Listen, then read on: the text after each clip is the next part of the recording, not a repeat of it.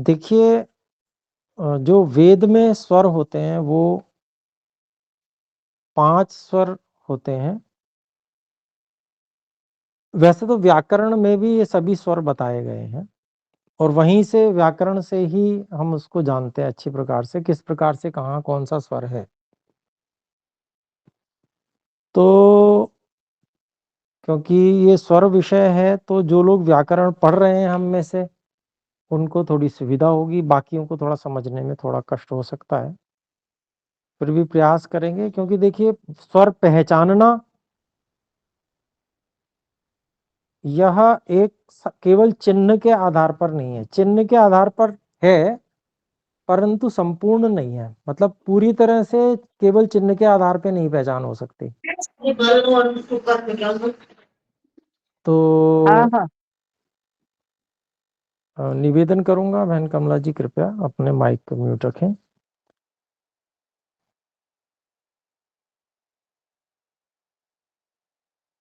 तो यहाँ पर जो हम 5 स्वरों की बात कर रहे हैं, इनमें जो स्पष्ट पहचान में आते हैं अधिकांश में, वो एक तो अनुदात्त है।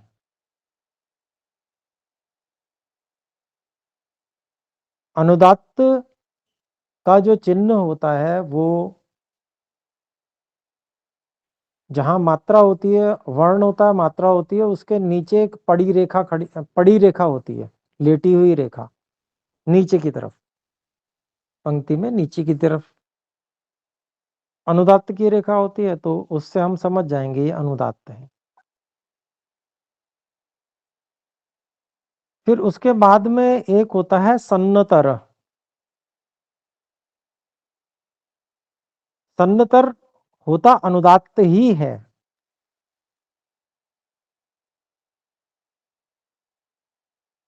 लेकिन एक क्रम की विशेषता के कारण से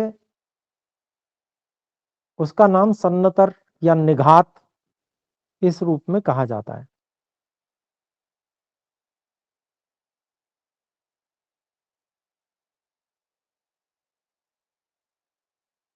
तो उदात्त स्वरित परस्य सन्नतरः एक सूत्र है, सब व्याकरण जो पढ़ रहे हैं उनको पता है। तो जो अनुदात्त, ऐसा अनुदात्त है जिसके परे या तो स्वरित है या उदात्त है। तो पूर्व वाला जो अनुदात्त है उसको सन्नतर कहा जाता है, निघात कहा जाता है। ये दूसरा स्वर है, अनुदात्त से भिन्न। अनुदात्त होते हुए भी उसको हम निघात कहेंगे या सन्नतर कहेंगे। तीसरा स्वर उदात्त है।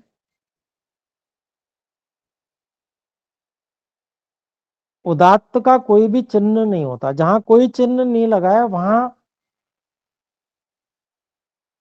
या तो उदात्त हो सकता है या एक श्रुति हो सकती है। एक श्रुति को वेद में प्रचय भी कहा जाता है।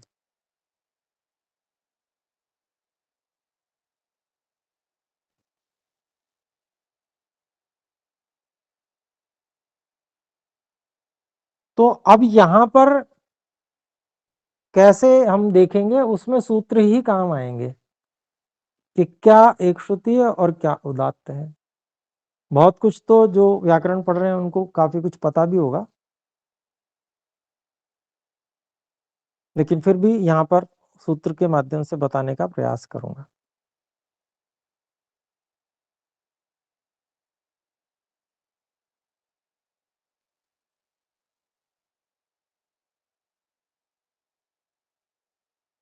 तो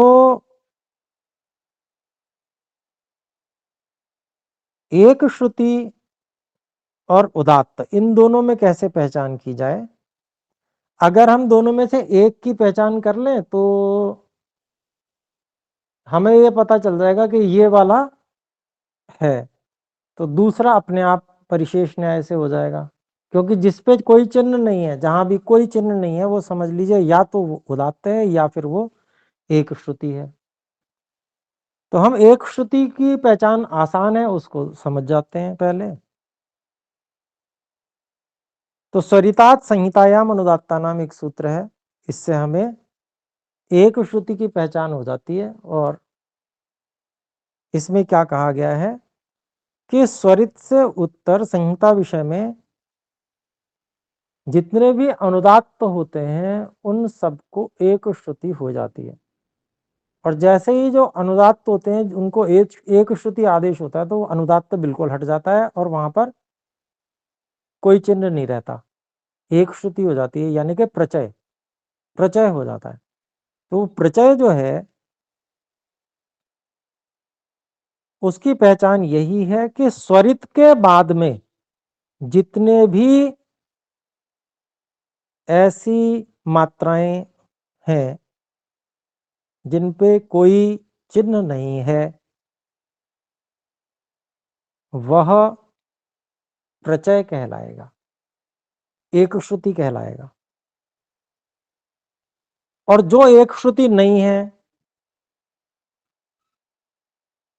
ऐसे सभी जिनके ऊपर कोई चिन्ह नहीं है वो सब उदात्त होते हैं।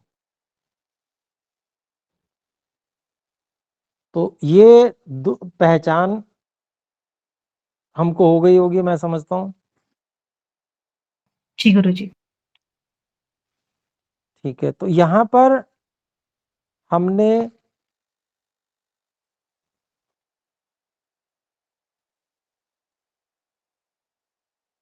देखिए स्क्रीन के द्वारा अभी मैं बाद में प्रयास करूंगा जब हमारे सामने वो जो वेद मंत्र होंगे और वेद मंत्र सभी के पास होंगे तो उसमें मैं बता दूंगा, तो उसमें आपको समझ में आ जाएगा। तो अभी मैं मोटा मोटा पहले बता रहा हूं और फिर उसके बाद में मैं एक निवेदन ये करूंगा कि ऋग्वेद का पुरुष सूक्त उसकी अगर पीडीएफ हो सके तो वो, या उसकी फोटो हो तो फोटो वो ग्रुप में डाली जाए, ढूंढी जाए कैसे हो सकती है, या जिनके पास में ऋग्वेद के 10वें मंडल का 90वां सूक्त हो वो कृपया उसकी फोटो भेज दें। तो उसका अपने लोगों को सबसे पहले अभ्यास करना है। हिमांशु जी ने कहा कि ठीक है, बहुत अच्छी बात है, हिमांशु जी के पास भी है, बहन राधा के पास भी है, तो आप दोनों ही जने भेज सकते हैं। तो ये जो है हम करेंगे इसका अभ्यास सबसे पहले, और उसमें क्या है कि हम जब देखेंगे स्वर कहाँ पर कैसे लगे हुए हैं तो हम उसमें पहचान करने का प्रयास करेंगे, तो बहुत आसानी से आप सबको समझ में भी आ जाएगा। तो पहले समझेंगे फिर उसके बाद में कैसे बोलना है उसका बताया जाएगा, फिर उसके बाद में हम शुरू करेंगे उसको बोलना। तो यहां पर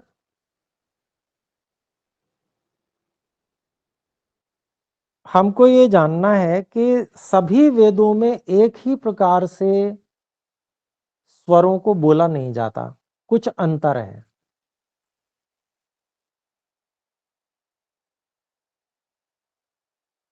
जैसे ऋग्वेद में और अथर्ववेद में स्वरित को छोड़कर सभी में स्वरांकन एक जैसा है,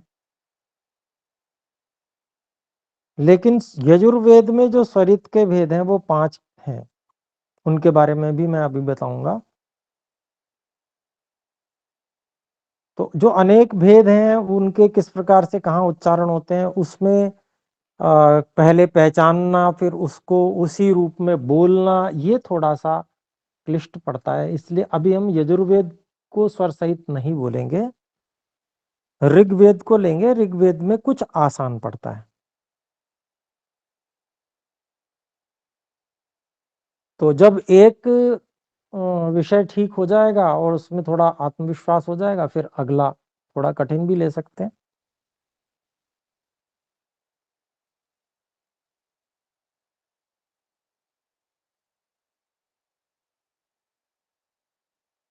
अथर्ववेद में भी स्वरित एक ही प्रकार से बोला जाता है।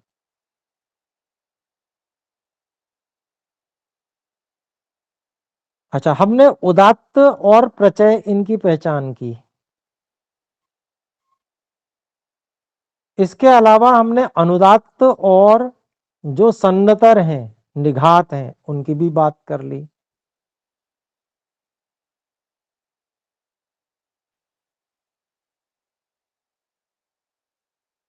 और जो स्वरित है, स्वरित में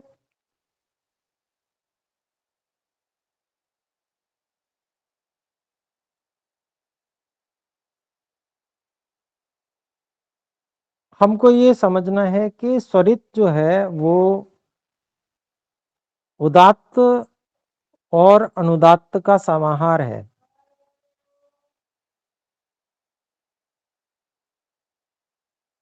और उसमें भी मात्रा निश्चित है।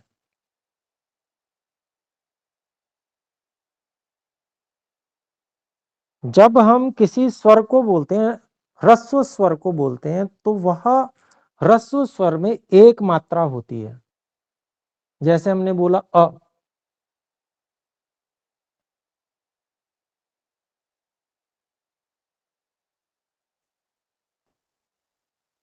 दीर्घ बोलते हैं तो इससे दुगने समय में बोलते हैं आ।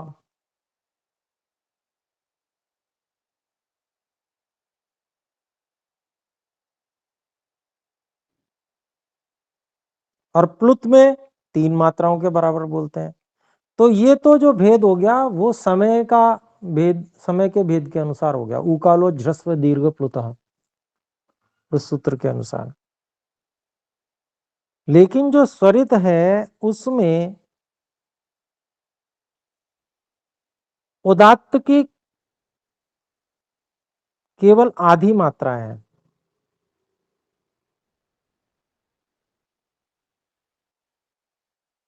और अनुदात्त की शेष है। मान लीजिए स्वरित जो है वह ह्रस्व के ऊपर स्वरित मिलता है हमें कहीं, ह्रस्व लगा हुआ है, ह्रस्व मात्रा है, उसके ऊपर हमें स्वरित दिखता है। स्वरित की मात्रा कैसे होती है, स्वरित का पहचान कैसे होती है? ऊपर खड़ी डंडी होती है। जिस भी जहां भी हमें स्वरित दिखेगा तो उसकी पहचान क्या है कि जो मात्रा होगी उसके ऊपर एक खड़ी हुई डंडी दिखेगी। जैसी अनुदात्त में नीचे पड़ी डंडी होती है, उसी तरह की एक डंडी मात्रा के ऊपर खड़ी हुई होती है। वेद में आपने देखे होंगे मंत्र, तो वहां पर खड़ी और पड़ी डंडियां आपको दिखेंगी जहां स्वर सहित वेद होता है। तो वेद अगर आपने नहीं देखा हो तो वेद देख लीजिएगा एक बार, उसमें आपको ये सब जहां स्वर सहित होगा वो दिखेगा। तो अगर ह्रस्व मात्रा में ऊपर एक खड़ी डंडी दिख रही है, इसका मतलब वो जो ह्रस्व मात्रा है वह स्वरित है।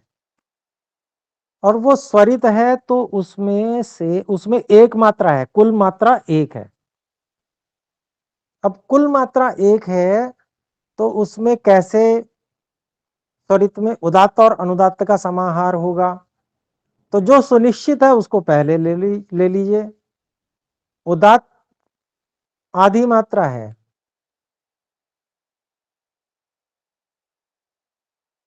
तो आधी मात्रा उदात्त की हो गई, और बची कितनी? एक में से आधा गया तो कितना बचा? आधा। तो बाकी बची हुई आधा आधा अनुदात्त है। मतलब अगर ह्रस्व स्वरित है तो आधी मात्रा उदात्त है, आधी मात्रा अनुदात्त है। दीर्घ अगर अगर स्वरित है तो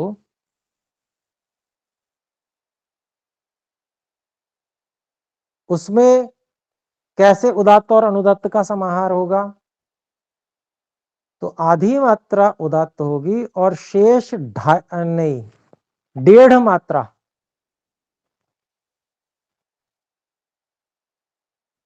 वो अनुदात्त होगी।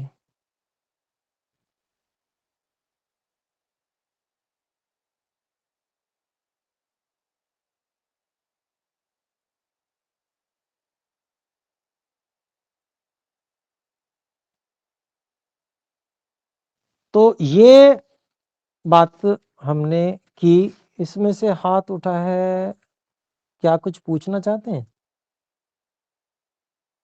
पूछना चाहते हैं तो अनम्यूट करके पूछें, जिन्होंने हाथ खड़ा किया है।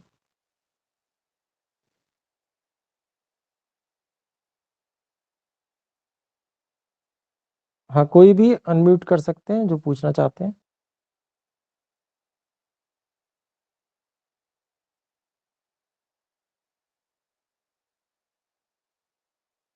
नहीं पूछना चाहते, इसका मतलब? मैं बोलूं गुरुजी? नमस्ते जी, क्या कहना चाहते हैं?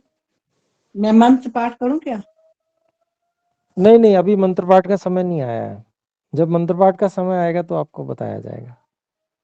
प्रश्न कोई मैंने पूछना मंत्र चाहते हैं? जो जो बातें हमने बताई उन प्रश्नों के उसमें कोई प्रश्न पूछना चाहते हैं तो पूछ सकते हैं, ये मैं कह रहा हूं।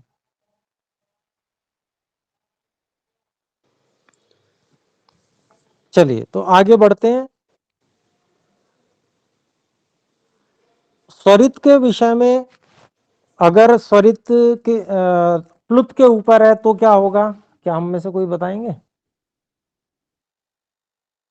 उदात्त अनुदात्त का जो समाहार है वो कैसे होगा प्लुत में? अगर प्लुत के ऊपर चिन्ह है स्वरित का तो उसमें समाहार कैसे होगा? बहन कुसुमलता जी बताएं। दी जैसे आधा मात्रा उदात्त की और फिर 2.5 मात्रा अनुदात्त। जी जी, बिल्कुल ठीक समझ गए आप। तो आप बाकी सब भी समझ गए होंगे इस विषय में। ठीक है, धन्यवाद जी। ओम।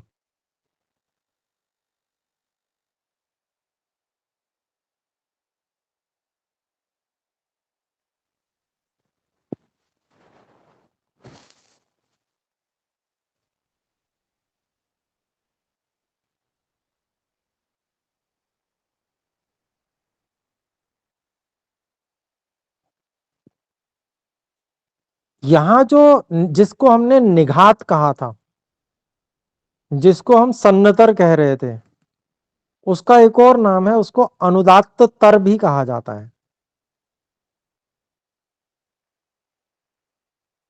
निघात, सन्नतर, अनुदात्त तर एक ही बात है। जिसको हमने कहा था उदात्त स्वरित परस्य सन्नतरः, अर्थात ऐसा अनुदात्त जिसके परे या तो उदात्त हो या स्वरित हो। तो पूर्व का जो अनुदात्त है वह अनुदात्त तर माना जाएगा, यानी कि निघात माना जाएगा या सन्नतर माना जाएगा। ठीक है जी। तो ये 5 स्वरों के विषय में मैंने थोड़ा थोड़ा आपको बताया। तो अभी इसके विषय में थोड़ा विचार करें। ये जो स्वरित होते हैं वो 5 प्रकार के हैं, उनको मैं अगली कक्षा में आपके सामने रखूंगा। और ये जो बातें मैंने बताई हैं इसके बारे में मैं पूछूंगा भी। तो आप सभी उसको, जो भी बताई गई हैं उनको अच्छे से विचार करें। और अब बहन रिया जी सुनने का कार्य कर सकती हैं और गुरुजी। मुझे आदेश दें तो मैं जो है ओम गुरुजी, अगली कक्षा कक्षा छोड़ के देता लिए, हूँ। अगली कक्षा हाँ के लिए तो मैं जी जी जी जी, ठीक बात है। अगली कक्षा के लिए वो मंत्र मेरे को पढ़ के सुनाने हैं, वो भी मैं सुना देता हूँ।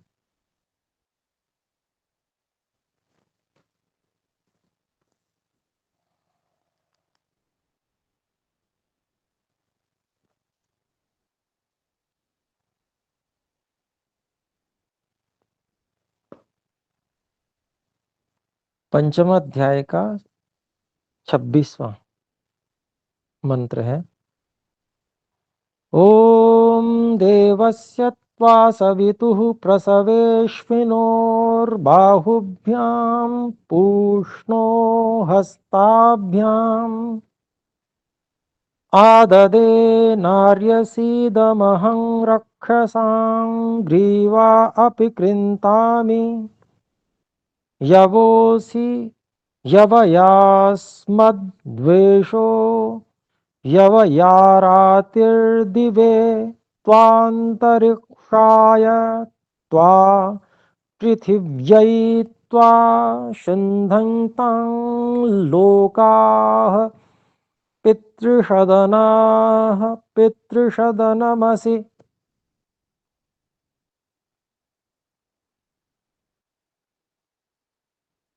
इसमें सुधार कर लेते हैं, मैं गलत अभ्यास हुआ मेरा। पितृषदनाः की जगह पितृषदनाः पितृषदनामसि। प में जो ई है उस पे दबाव देने की अपेक्षा आवश्यकता नहीं है, क्योंकि यहाँ पर त में री की मात्रा है, तो ये त्रुटि हुई, इसको सुधार सकते हैं। 27वां मंत्र। ॐ उद्दिवं स्तभानान्तरिक्षं प्रणदृंहस्व पृथिव्यां द्युतानस्त्वा मारुतो मिनोतु मित्रावरुणौ ध्रुवेण धर्मणा ब्रह्मवनि त्वा क्षत्रवनि रायस्पोषवनि पर्युहामि ब्रह्मदृंह क्षत्रं दृंहायुर्दृहं दृंह प्रजां दृंह। जो अंतिम पाद है उसको फिर से मैं पढ़ रहा हूं। ब्रह्मदृंह क्षत्रं दृंहायुर्दृंह प्रजां दृंह।